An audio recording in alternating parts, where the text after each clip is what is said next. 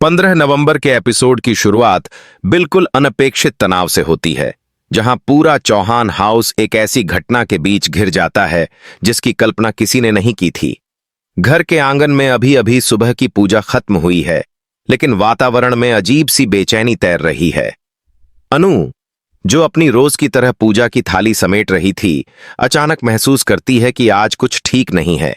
जैसे कोई तूफान आने से पहले हवा अपना रुख बदल लेती है। उस पल कैमरा धीरे धीरे खिसक कर दिखाता है कि गेट के पास गोंडियल परिवार का पुराना चौकीदार घबराहट में खड़ा है, जैसे किसी अनहोनी की आशंका में उसकी सांसें तेज चल रही हों। उधर रघु हमेशा की तरह अपने कमरे से निकलकर काम पर जाने की तैयारी कर रहा है, लेकिन आज उसकी आंखों में एक अजीब सख्ती है, मानो वह पहले से तय कर चुका हो कि आज वह किसी की परवाह नहीं करेगा। उसका फोन लगातार बज रहा है, पर वह अनदेखा कर देता है। स्क्रीन पर फोन करने वाले का नाम साफ दिखता है, गोपाल जी। बार बार कॉल कट करना ही इस बात का संकेत था कि रघु किसी बड़ी बात को छिपा रहा है। इसी बीच कहानी का सबसे भावुक हिस्सा शुरू होता है, जहां पुष्पा जी, जो हमेशा शांत स्वभाव की सरल और दयालु महिला के रूप में दिखती हैं, अचानक एक ऐसी ऊर्जा से भर जाती हैं जिसे किसी ने उनसे कभी जुड़ा नहीं देखा। कारण? उन्हें अभी अभी पता चला है कि गोपाल जी की जान गंभीर खतरे में है, और इस खतरे का असली कारण खुद रघु है। रसोई से आते हुए पुष्पा जी की आंखों में डर, गुस्सा और कर्तव्य का अजीब मेल दिखाई देता है। उन्होंने अभी अभी गोंडियल साहब की आवाज सुनी थी, जो फोन पर किसी को चिल्लाकर कह रहे थे कि अगर रघु ने वो कागजात बाहर दे दिए तो गोपाल जी की जान खतरे में पड़ जाएगी। पुष्पा जी ने जैसे ही ये सुना, उनके हाथ से पानी का गिलास गिर गया और शीशा बिखरने की आवाज पूरे घर में गूंज गई। अनु तुरंत उनके पास भागी। मम्मी जी, क्या हुआ? आप ठीक हैं? पर पुष्पा जी उस समय किसी की बात सुनने की स्थिति में नहीं थीं। वो तेज कदमों से रघु के कमरे की ओर बढ़ीं, आंखों में एक दृढ़ता जो बताती थी कि आज वह चुप रहने वाली नहीं है।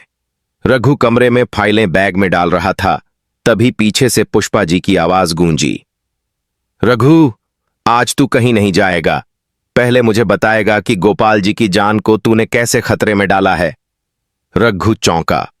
उसके चेहरे पर आए तनाव की झलक यह साफ बता रही थी कि पुष्पा जी सही दिशा में आ चुकी हैं।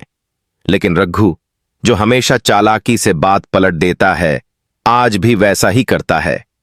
आपको किसी ने गलत समझाया है मां। ये सब ड्रामा है, आपको डराने का तरीका। मैंने कुछ नहीं किया है। पर पुष्पा जी को अब बेवकूफ बनाना आसान नहीं था। उनकी आवाज कांप रही थी, पर वह डर से नहीं बल्कि गुस्से से। अगर तू साफ साफ नहीं बोलेगा, मैं अभी पुलिस बुलाऊंगी। मैं तेरी मां हूं, पर गलत का साथ नहीं दूंगी। रघु ने भौहें चढ़ाईं। मां, आप हद पार कर रही हैं। यहीं से एपिसोड उस भावनात्मक बिंदु पर पहुंचता है जहां हर दर्शक की सांस अटक जाती है। उधर गोपाल जी, जो वर्षों से चौहान परिवार के वफादार साथी और घर के बुजुर्ग सदस्य रहे हैं, अचानक गायब हो गए थे। सबको लगा वो मंदिर गए होंगे, पर असल में उन्हें एक पुरानी अंधेरी फैक्ट्री में ले जाया गया था, जहां कोई उन्हें बुरी तरह धमका रहा था कि रघु के खिलाफ कोई सबूत बाहर न कर जाए। कैमरा कट होता है। अंधेरे कमरे में बंधे हुए गोपाल जी, उनके चेहरे पर चोट के निशान और पसीने में भीगी हुई माथे की झुर्रियां। उनकी आवाज कांप रही है। रघु बेटा, तूने ये क्या कर दिया?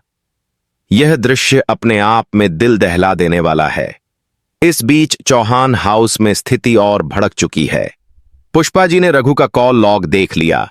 हर कॉल, हर मैसेज गोपाल जी से जुड़ा हुआ। इसी से उन्हें यकीन हो गया कि रघु ही सब कुछ जानता है। अचानक रघु फोन छुपाने की कोशिश करता है। पुष्पा जी भड़क उठती हैं। उन्होंने पहली बार खुलेआम रघु का हाथ पकड़कर उसे दीवार की ओर धक्का दिया। गोपाल जी की जिंदगी तूने बर्बाद की है। आज मैं तुझे घर में रहने नहीं दूंगी, समझा? उस पल कैमरा पुष्पा जी के चेहरे पर झूम करता है। उनकी आंखों में क्रोध की वह चमक दिखाई देती है जो एक मां में तब आती है जब कोई उसके परिवार को चोट पहुंचाता है। रघु गुस्से में उबल पड़ा। आपको नहीं पता मैं क्या कर रहा हूं। यह सब मेरे कंट्रोल में है, आप बीच में न पड़ें। लेकिन पुष्पा जी अब नियंत्रण खो चुकी थीं। उन्होंने पास रखा लकड़ी का चम्मच उठाया और रघु पर जोर से फेंक दिया। यह हमला रघु को चोट नहीं पहुंचाता, पर उसे चौंका देता है। मैं अपने परिवार को बचाने के लिए कुछ भी कर सकती हूं, और अगर मैं चाहूं तो पुलिस के सामने आज ही तेरा असली चेहरा खोल दूंगी। पूरा घर इस झगड़े की आवाज सुनकर जमा हो जाता है। सरू, आर्या, अनु सब हैरान। किसी ने कभी नहीं सोचा था कि शांत और संयमी पुष्पा जी इस हद तक पहुंच जाएंगी।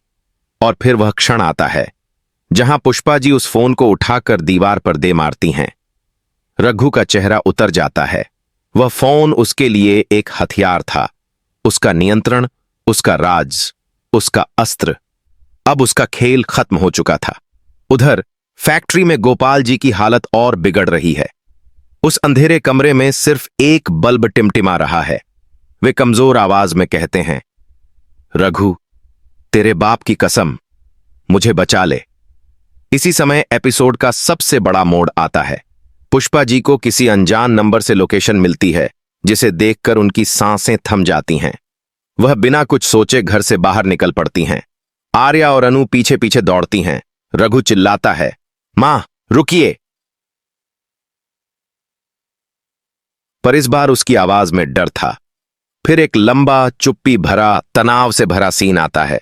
पुष्पा जी उस फैक्ट्री में पहुंचती हैं। दरवाजा खोलते ही उनकी आंखें नम हो जाती हैं। गोपाल